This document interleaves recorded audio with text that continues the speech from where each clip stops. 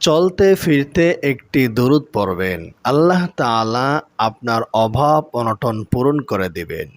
আল্লাহ তাআলা আপনার পেরেশানি দূর করে দিবেন। আল্লাহ তাআলা আপনার টাকার ব্যবস্থা করে দিবেন ইনশাআল্লাহ। আমি কথাগুলো ইনিয়ে মিনিয়ে বলছি না। আমি যা বলবো এই কোরআন এবং বিশ্বনবী সাল্লাল্লাহু আলাইহি সাল্লামের হাদিস থেকে আপনাদেরকে শোনানোর আপ্রাণ চেষ্টা করব। ওমা তৌফিক ইল্লা বিল্লাহ। বন্ধুগণ, আল্লাহ তাআলা সবচেয়ে বেশি ভালোবাসেন প্রিয় নবী মুহাম্মদ সাল্লাল্লাহু আলাইহি ওয়াসাল্লামকে। আমরা বলি ইব্রাহিম খলিলুল্লাহ। আমাদের মুসলিম জাতির পিতা হলেন ইব্রাহিম আলাইহিস সালাম। ইব্রাহিম আলাইহিস সালামকে শুধু মুসলমানরাই শ্রদ্ধা করে না, ইহুদি খ্রিস্টানরাও ইব্রাহিম আলাইহিস সালামকে শ্রদ্ধা করে, ভালোবাসে। ইব্রাহিম আলাইহিস সালামকে বলা হয় খলিলুল্লাহ, অর্থাৎ তিনি আল্লাহর বন্ধু ছিলেন। আর আমাদের নবীকে বলা হয় হাবিবুল্লাহ, অর্থাৎ আল্লাহ আমাদের নবীর বন্ধু। আল্লাহু আকবার। পার্থক্য বুঝতে পেরেছেন? খলিলুল্লাহ যে আল্লাহর আশেক হয়, আর হাবিবুল্লাহ যে আল্লাহ তাআলার রসুলের আশেক, তাকে বলা হয় হাবিবুল্লাহ। তো এই নবী সাল্লাল্লাহু আলাইহি ওয়াসাল্লামের উপরে যদি দরুদ পড়তে পারেন একটি দরুদ, তাহলে আল্লাহ তাআলা এত বেশি খুশি হয় যে আপনার গুনাহ তো মাফ করে, সাথে সাথে আপনার আত্মার মধ্যে শান্তি দান করে।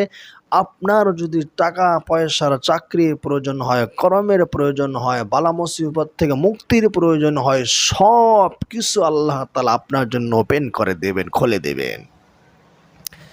আল্লাহ রব্বুল আলামিন বলেন, ইয়া আইয়ুহাল্লাযীনা আমানু সাল্লু আলাইহি ওয়া সাল্লিমু তাসলিমা। হে দুনিয়ার সকল মুমিন বান্দারা, আল্লাহ তাআলা মুমিন বান্দাদেরকে ডাকছেন। যদি এলাকার চেয়ারম্যান, থানার ওসি, ডিসি, এসপি আমাদেরকে ডাকে, আমরা সকল কাজকর্ম বাদ দিয়ে সেই তার দিকে ছোটে তার কথা শোনার জন্য যাই। আর আল্লাহ তাআলা বলছেন, হে মুমিন বান্দা বান্দিরা, আমাদের কাছে আল্লাহর ডাক থেকে দুনিয়ার মানুষের ডাক বেশি মর্যাদাপূর্ণ হয়ে গেছে। এটা ঠিক নয়। আল্লাহ তাআলা মুমিনদেরকে বললেন, হে মুমিনরা, তোমরা তোমাদের নবীর উপরে দুরূদ এবং সালাম পেশ করবা। আল্লাহ রব্বুল আলামিনের অসংখ্য অগণিত ফেরেশতা রয়েছে, সেই ফেরেশতার নবীর উপরে দরুদ পড়ে। এখন আপনি আমিও যদি দরুদ পড়ি, তাহলে ফেরেশতাদের কাতারবদ্ধ আমরা হয়ে গেলাম। আমাদের কাতারের সাথে ফেরেশতাদের কাতারের সাথে কোনো ব্যবধান হবে না, সবাই এক কাতারে দাঁড়ায় গেলাম। এই জন্য দরুদ পড়বেন। আল্লাহর নবী পেয়ারে পয়গম্বর মুহাম্মদুর রাসূলুল্লাহ সাল্লাল্লাহু আলাইহি ওয়াসাল্লাম বলেছেন, মান সাল্লা আলাইয়া ওয়াহিদাতান সাল্লাল্লাহু আলাইহি আশারা মাররাত। অর্থাৎ যে ব্যক্তি নবীর উপরে একবার দরুদ পড়বে, আল্লাহ রব্বুল আলামিন তার উপরে 10 বার অনুগ্রহ করবেন। 10টি অনুগ্রহ করবেন তাই নয়, 10 বার অনুগ্রহ করবেন। আপনি বিপদের মধ্যে পড়ে গেলেন, আল্লাহ তাআলা আপনাকে বিপদ থেকে একবার বাঁচাইবেন, আরেকবার পড়বেন, আরেকবার বাঁচাইবেন, এরকম 10 বার আপনাকে বিপদ থেকে বাঁচাইবেন। আপনার টাকা নাই, পকেট খালি, আল্লাহ তাআলা আপনাকে অনুগ্রহ করে পকেটে টাকার ব্যবস্থা করে দিবেন।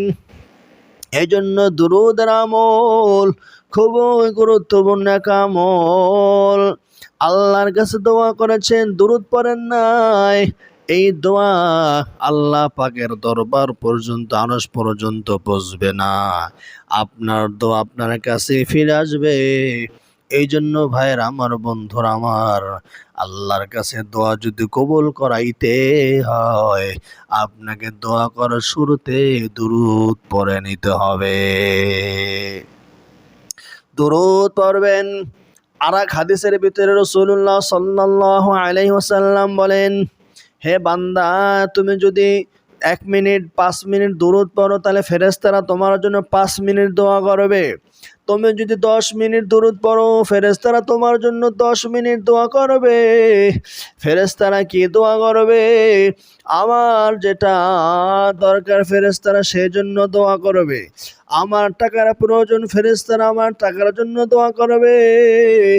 আমার চাকরির প্রয়োজন, ফেরেশতারা আমার জন্য চাকরি নিয়ে দোয়া করবে। আমার পেরেশানি আছে, পেরেশানি দূর হওয়ার জন্য ফেরেশতারা আমার জন্য, আপনার জন্য দোয়া করবে। আপনাদেরকে আরেকটা হাদিস শোনাই। হযরত কাব রাদিয়াল্লাহু তাআলা আনহু একদিন রাসূল সাল্লাল্লাহু আলাইহি ওয়াসাল্লামের কাছে এসে বললেন, ইয়া রাসূলুল্লাহ, ইয়া হাবিবাল্লাহ, আমি 3 ভাগ দোয়া পড়ে 3 ভাগের 1 ভাগ দরুদ পড়ি, বাকি 2 ভাগ অন্যান্য দোয়া পড়ি। এই যে আমি 1 ভাগ দরুদ পড়ি, এটা কি আমার জন্য যথেষ্ট হবে? নবীজি সাল্লাল্লাহু আলাইহি সাল্লাম তখন বললেন, হে কাব, তুমি যদি তোমার দরুদের পরিমাণ বাড়ায়া দাও তাহলে সেটা তোমার জন্য কল্যাণ করা হবে। তখন তিনি এক পর্যায়ে বললেন, ইয়া রাসূলুল্লাহ, আমি হাদিসটা সংক্ষেপ করে দিলাম, ইয়া রাসূলুল্লাহ, আমি যদি 3 ভাগের 3 ভাগে দরুদ পড়ি তাহলে আমার জন্য হবে কি? তখন নবী করিম সাল্লাল্লাহু আলাইহি ওয়াসাল্লাম তখন বললেন, হে কাব, তুমি যে তোমার দোয়ার জন্য 3 ভাগ রিজার্ভ করেছিলে, এই 3 ভাগের 3 ভাগে যদি তুমি দরুদ পড়ো তাহলে আল্লাহ তাআলা তোমাকে দামি দামি 2টা পুরস্কার দান করবে। 1 নাম্বার পুরস্কার হলো আল্লাহ তাআলা তোমার গোটা জিন্দেগীর সকল সগীরা গুনাহগুলো মাফ করে দিবেন। 2 নাম্বার পুরস্কার হলো আল্লাহ তাআলা তোমার সকল পেরেশানি আল্লাহ তাআলা নিজ কুদরতিভাবে দূর করে দিবেন। বন্ধুগণ, টাকা না থাকলে একটা বড় পেরেশানি, চাকরি না থাকলে একটা পেরেশানি, বেকার পড়ে আছে একটা পেরেশানি। এই জন্যই পেরেশানি দূর হওয়ার জন্যে আপনারা বেশি বেশি দরুদ পড়বেন। এখন কোন দরুদ পড়বেন? আপনি চাইলে নামাজে যে দরুদ পড়ি আমরা দরুদ ইব্রাহিম, সেই দরুদ ইব্রাহিমও পড়তে পারেন।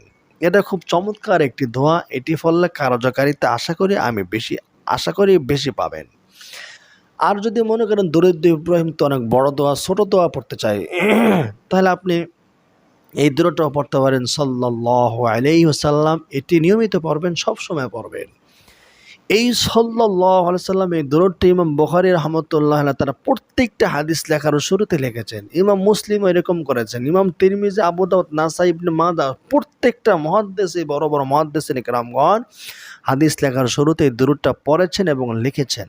তাই আপনি এই সংক্ষেপ এবং ছোট দরুদটি আপনি পড়তে পারেন, সাল্লাল্লাহু আলাইহি ওয়াসাল্লাম। এই দরুদ আপনি পড়বেন ইনশাআল্লাহ। আল্লাহ তাআলা আপনার পেরেশান, আপনার অভাব, আপনার ঋণগ্রস্ততা, আপনার যত পেরেশানি আছে আল্লাহ তাআলা সব দূর করে দেবেন।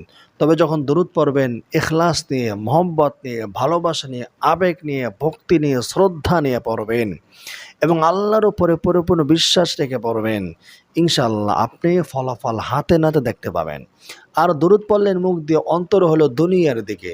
দরুদ পড়লেন মুখ দিয়ে, অন্তর হলো শয়তানের দিকে। দরুদ পড়লেন মুখ দিয়ে, অন্তর হলো দুনিয়ার বিভিন্ন রং তামাশার দিকে। কোনো কাজ হবে না এরকম দরুদ পড়লে। আল্লাহ তাআলা আমাদেরকে সুন্দরভাবে যেভাবে দরুদ পড়লে আল্লাহ খুশি হবেন সেইভাবে দরুদ পড়ার তৌফিক দান করুন। সবাই বলুন আমিন।